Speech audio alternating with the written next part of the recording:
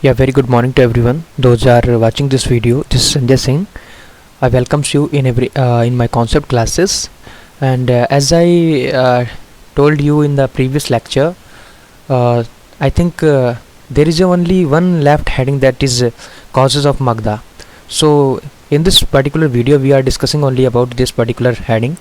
And one thing I want to tell you, if you had not subscribed my video till now, you please subscribe and mention a one like, because it gives me much more help for proceeding my video further, right? So before starting this video, I this is my humble request to everyone, right? So now come on the point.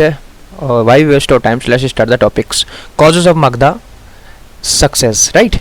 So march of the Magadhan Empire during 2 centuries preceding the rise of Maurya, like march the Iranian Empire during the same period. कहने का मतलब यहाँ पर ये है कि जो Magadha empire था 2 सेंचुरी के अराउंड, यानी कि वो क्या हो रहा था, प्रोसीड कर रहा था, राइज कर रहा था, ठीक है, जब मौर्य यानी कि उसको मार्च कर रहे थे, ठीक है, और ईरानियन एम्पायर उस वक्त यानी कि सेम पीरियड में भी यानी चल रहा था. The formation of the largest state in India during this period was the work of the several enterprising and ambitious ruler Bimbisara. कहने का मतलब यहाँ पर है, बिम्बिसारा जो था वो बहुत ही यानी कि एम्बिशियस रूलर था, जिसने यानी कि इसको इंडिया को हमारे यानी कि लार्जेस्ट स्टेट बनाने में मदद करी, ठीक है. अजातशत्रु एंड द महापद्मानंदा, यानी कि जो कुछ रूलर थे, जैसे मौर्य तो बाद में आए, लेकिन उनसे पहले भी यानी कि कुछ रूलर से बहुत बढ़ाने चढ़ाने में काम किया, जैसे बिम्बिसारा, उसके बाद उसका बेटा अजातशत्रु, फिर उसके बाद महापद्मानंद ने उसे यानी कि सक्सीड किया, ठीक है. So these are the some rulers those have a remarkable features in this particular kingdom, that's name is Magadha. They employed all the means of in their power, fair and fall, to enlarge their kingdoms and strengthen their states. कहने का मतलब यहाँ पर यह है कि उन्होंने employ किया यानी कि अपनी पावर को यानी कि फेयर एनलार्ज के लिए, अपने किंगडम्स को बढ़ाने के, उसकी स्ट्रेंथ को बढ़ाने के लिए, ठीक है. This however was not only the reason for explain the Magadha. ये कोई अकेला रीज़न नहीं था एक्सप्लेन करने के लिए, इसके पीछे बहुत सारे रीजन्स थे, ठीक है. देर वर सम अदर इम्पोर्टेंट्स वंस, उनके कुछ और भी थे, यानी कि जो राज्य. Magadha enjoy the advantageous geographical position in the iron age. Iron age में अगर देखा जाए तो यानी कि जो मगध जो था वो यानी कि बहुत ही एडवांटेजियस पोजीशन को एंजॉय करता था, क्योंकि इसकी जो लोकेशन थी अदर किंगडम के अकॉर्डिंग अगर देखी जाए तो इसकी डिफरेंट थी, ठीक है. इसकी राजधानी थोड़ा अलग जगह पर थी, जिस पर अटैक होना बड़ा ही रेयरिटी ऑफ रेयर केस है. Because of the richest iron deposit were situated not far away the Rajgir, the earliest capital of the Magadha. यानी कि Magadha जी जो पहली कैपिटल थी उसके यानी कि वो यानी कि जो आयरन डिपॉजिट थे उससे ज़्यादा दूरी पर नहीं थी, इसलिए वहाँ पर वो लोग आयरन की जो यानी ज़्यादा अवेलेबिलिटी उनको मिल जाती थी, ठीक है. The ready availability of the rich iron ores neighborhood enabled the Magadha princes to equip themselves with effective weapons which were not easily available their rivals. यानी कि उनके पास बहुत अच्छे से यानी कि वीपन होते थे जो उनको लड़ने में मदद करते थे, और उनके राइवल्स के पास ऐसे इस टाइप के औजार यानी कि नहीं होते जो उनको यानी कि लड़ सकें, जिससे इसीलिए Magadha जो था उसको हर चीज़ से लोकेशन भी अच्छा था, पावर भी अच्छी थी उसके पास कार्टली, एवरलरी, ठीक है, इन्फेंट्री, और क्या बोलता है उसके पास जो वीपन से वो भी सब बहुत अच्छे थे, ठीक है. उसके पास हाथी थे, ठीक है, तो उसकी सेना बहुत विशाल थी. Iron mines also located in eastern MP, यानी जो आयरन माइंस था वो ईस्टर्न यूपी में यानी कि लोकेटेड था. And were not far from the kingdom of Avanti, और जो अवंती किंगडम है उससे ज़्यादा दूरी पर नहीं था. विद देयर कैपिटल उज्जैन, जिसकी यानी कि उज्जैन जो थी कैपिटल थी, और उज्जैन उसकी यानी कि कैपिटल थी. अराउंड लगभग 500 BC iron was certainly forged and smelt in Ujjain. यानी कि अगर 500 BC के अराउंड देखा जाए तो आयरन जो है वो यानी कि फोर्ज्ड किया गया एंड स्मेल्ट किया गया इन उज्जैन में भी, ठीक है. Probably the Smith manufacture weapon of good quality, ठीक है. कहने का मतलब यहाँ पर यह है कि जो स्मिथ है वो यानी कि मैन्युफैक्चर करते थे वीपन्स को, और यानी कि गुड क्वालिटी के यानी कि वीपन्स को, कहने का मतलब यहाँ पर यह है। और on account of this Avanti proved to be Magadha's most serious competitor for the supremacy in the North India। यानी का मतलब यहाँ पर ये, अगर एक तरफ मगध यानी कि लड़ रहा था अपनी सुपरमेसी के लिए, दूसरी तरफ उसकी यानी कि कंपटीटर था अवंती, जो भी यानी कि सुपरमेसी पाने के लिए लड़ रहा था। And Magadha took about 100 years to subjugate Ujjain, यानी कि उज्जैन को सब्जुगेट करने में यानी कि मगधा को यानी कि लगभग 100 साल लगा, यानी कि उसको यानी कि सब्जुगेट करने के लिए। Magadha enjoy the certain other advantage, Magadha के पास कुछ भी और भी अदर एडवांटेज थी जो यानी कि वो इंजॉय करता था, उनका आनंद उठाता था। 2 कैपिटल्स, यानी कि उसकी 2 कैपिटल्स थी मगधा की, ठीक है। पहला मैंने यानी कि राजगीर को बताया था, दूसरा यानी कि जो था पाटलिपुत्रा थी, ठीक है। Were situated at a very strategic point, यानी कि जो सिचुएटेड थी बहुत ही strategic point. Rajgir was surrounded by the group of the 5 hills, यानी कि 5 हिलों के द्वारा यानी कि सराउंडेड की गई थी। And so it was impregnable in those days, और ये उन समय पर यानी कि बहुत ही इम्प्रेंजिबल था। when there was no easy means for stronging citadels, no easy means of the stronging citadels such as the cannons, यानी कि वहाँ पर कोई भी ऐसा यानी कि citadels नहीं था बहुत ही ईजी हो जहाँ पर यानी कि लोग यानी कि पहुँच सकें, मतलब वहाँ पर यानी कि पहुँचना बड़ा मुश्किल था, ठीक है। और इन 5th सेंचुरी अगर देखा जाए, मगधन प्रिंसेस जो थी shift their capital from Rajgir, यानी कि जो 5th सेंचुरी के अकॉर्डिंग अगर देखा जाए, जो मगध के जो यानी कि प्रिंस थे, ठीक है, मगध के प्रिंस उन्होंने अपनी यानी कि कैपिटल को यानी कि ट्रांसफ़र किया राजगीर से पटना में, ठीक है, जो पाटलिपुत्रा था उस वक्त। विच ऑक्यूपाइड यानी कि pivotal position commanding communication all sides, यानी कि उसके पास यानी कि अगर देखा जाए तो बहुत ही स्ट्रेटजिक लोकेशन थी और कम्युनिकेशन का बहुत अच्छा माध्यम था वहाँ पे, ठीक है। एक कमांडिंग पोजीशन थी उसकी। Pataliputra was situated at the confluence of the Ganges, जो पाटलिपुत्र है वो यानी कि गंगा का यानी कि जो कन्फ्लुएंस था यानी कि वहाँ पर सिचुएटेड था। गंडक एंड सोन वहाँ पर भी यानी कि उनका स्ट्रेटजिक लोकेशन था। 4 रिवर्स कार्ड, जो चौथी रिवर थे उसको घगरा बोलते थे, जो ज्वाइन करती थी Ganga not far from Pataliputra से, ठीक है। And in the pre industrial days, अगर यानी कि प्री इंडस्ट्रियल डेज में देखा जाए, when the communication were difficult, यानी कम्युनिकेशन बहुत ही डिफिकल्ट था, ठीक है। The army could move north west south east, यानी कि वहाँ से आर्मी किसी भी डायरेक्शन में जा सकती थी। By the following courses of the reverse, यानी कि इन चारों रिवर की मदद से यानी कि किधर भी जा सकती थी। And all the position of the Patna itself was rendered invaluable because it was virtually surrounded by the rivers, ठीक है। तो पटना जो था यानी कि उसकी यानी कि मतलब कहने का मतलब वहाँ पर इतनी पोजीशन अच्छी थी कि चारों तरफ से नदी था, कम्युनिकेशन का माध्यम था, उसकी आर्मी किधर भी जा सकती थी अपनी यानी कि उनके यानी कि लड़ने के लिए, ठीक है। while the Ganges and the Son girdle it on the northwest Punpun girdle it was it on the south and east, जो यानी कि एक और यानी कि रिवर थी पुनपुन, ठीक है, वो यानी कि साउथ ईस्ट में थी, ठीक है। Pataliputra was there for true water fort, यानी कि उसको जलदुर्ग भी बोला जाता था।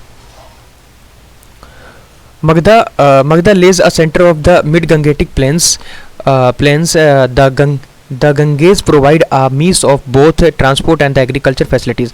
कहने का मतलब मगधा ऐसी जगह पर फ्लरिश हुआ, पनपा, जहाँ पर यानी कि सबसे यानी कि अवेलेबिलिटी ऑफ यानी कि जो लैंड थी वो सबसे ज़्यादा एलुवियल थी, ठीक है, और वहाँ पर एग्रीकल्चर में भी मदद मिलती थी और उनको ट्रांसपोर्ट के लिए भी मदद मिलती थी, अपने वीपन्स ले जाने में, अपनी सेनाओं को ले जाने में, ठीक है, यहाँ से वहाँ ट्रांसपोर्ट करने के लिए।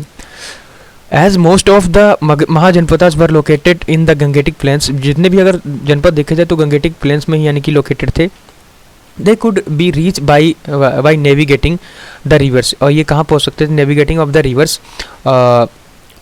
There was also an abundance of the timber as can be seen in the palisade of 6th century BC। कहने का मतलब यहाँ पर यह है कि यहाँ पर अगर देखा जाए बहुत ज़्यादा अबुंडेंस था कि यानी लकड़ियों का, जिसके द्वारा इनके यानी कि महल बनाए हुए थे, ठीक है, जिनको यानी कि पॉलिशिड किया जाता था, ठीक है, और 6 सेंचुरी BC के अराउंड, ठीक है, जिस यानी कि पटना में पाए गए हैं, साउथ में।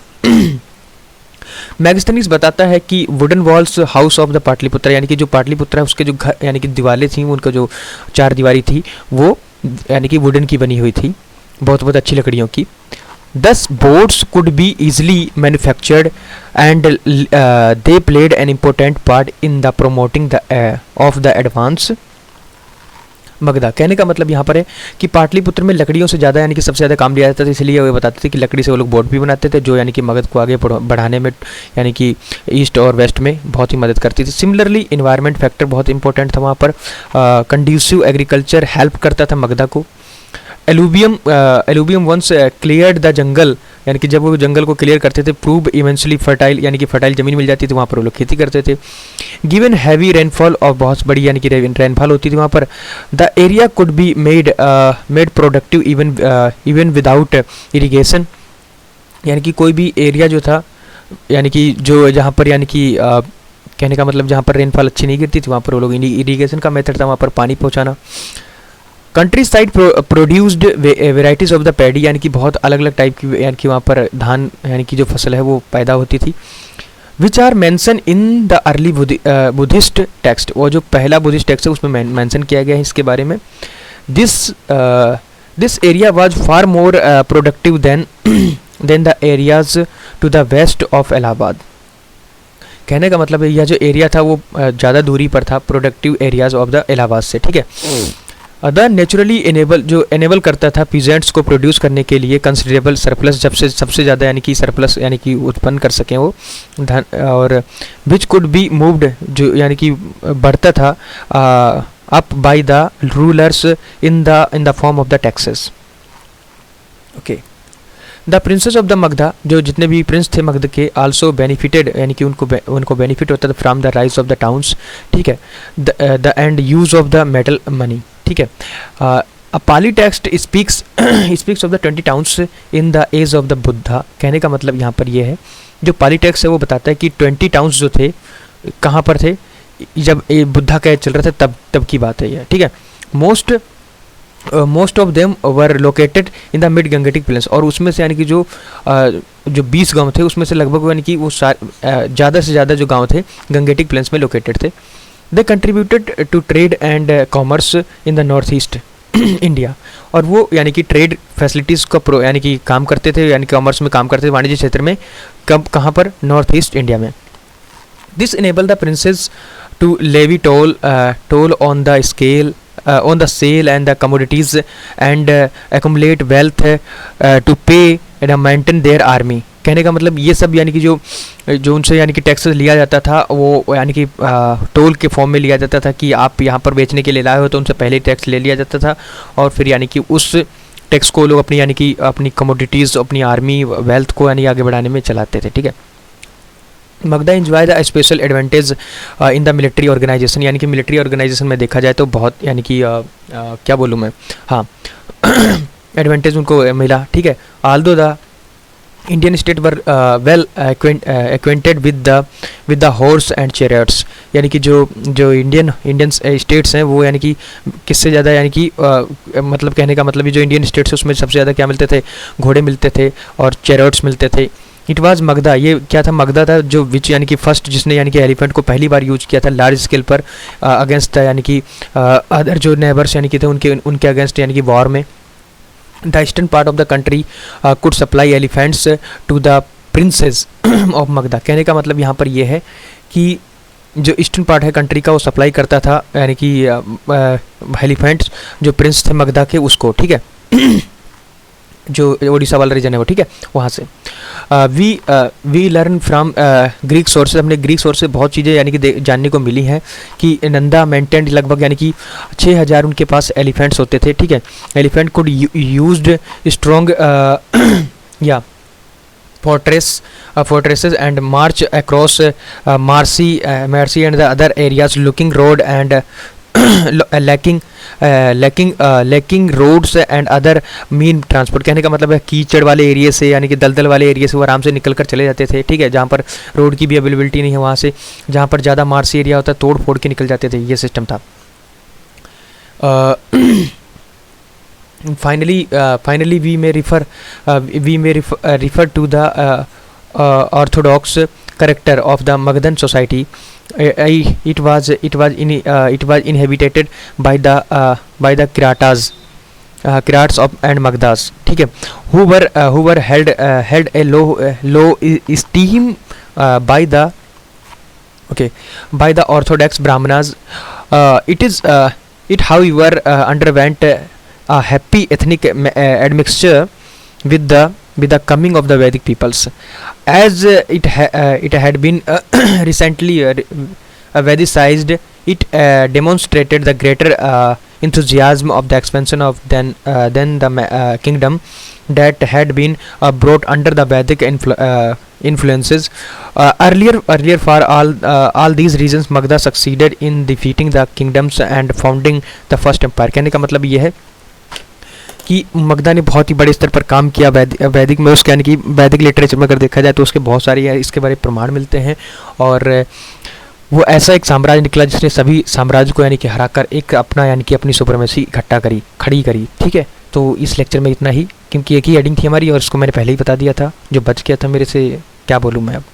सो मिलते हैं अगले लेक्चर में, तब तक के लिए लाइक कीजिए, सब्सक्राइब कीजिए और अपनी देखभाल कीजिए, क्योंकि बहुत ही बड़ी गंभीर सिचुएशन है।